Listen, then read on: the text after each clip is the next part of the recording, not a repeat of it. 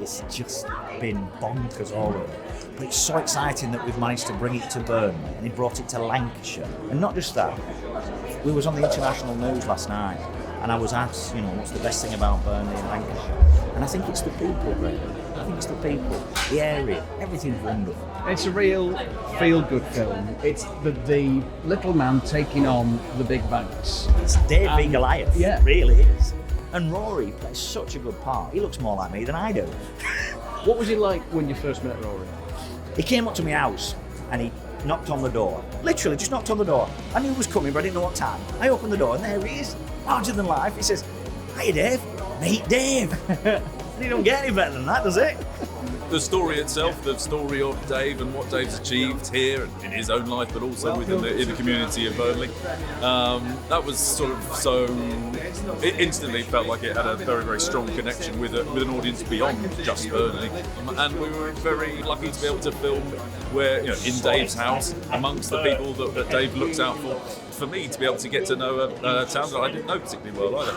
When you watch it, at the beginning you'll be going, and at the middle you go, wow, and at the end you'll just go, hooray! And that's what movies are all about. This film was very much rooted in Burnley in particular, not just the north. So I wanted to make sure I knew that Burnley did have its very own specific dialect, and so worked with a brilliant dialect coach called Sarah McGuinness, whose father is from Burnley actually. So she was able to pick me up whenever I moved into Manchester or Wigan or wherever it was, and she said, "No, you've got to keep it in Burnley." You didn't have to do it, did you? No. You didn't have to start loaning people money. Why'd you do it then? Well, when I got started originally, late 2008, early 2009, my customers were having problems borrowing. So I looked into it and started lending them the money myself. They paid me back. And I thought, this banking malarkey's not that difficult. But then I thought, well, maybe I can help other businesses. So I started to lend to other businesses. And to have a screening like this in Burnley, you must be burst into that. Well, some of that, or should I say a big part of that's Netflix, because I said to them, look, I really, really would love the premiere to be in Burnley. And everybody has the premiere in Leicester Square, as you know, and in Burnley, never in history. Why not, eh? I did go to a leisure centre and swimming pool quite often, and a Burnley chap there, he kept on challenging me to swim faster with him. So I didn't know if that's a traditional Burnley welcome, but it was very welcome. And Phoebe flew in from LA.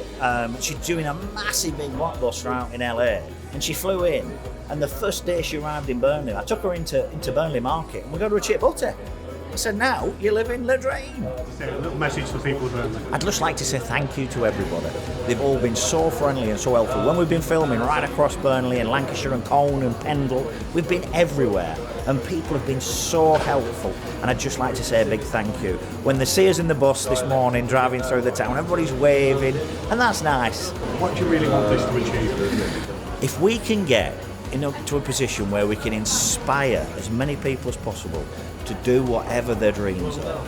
And whether you're going to open a financial institution, or whether you want to get that new job, or whether you want to take that move to start working for yourself, whatever it is, if a lad from Burnley who sells buses and has no qualifications can do it, then you can too.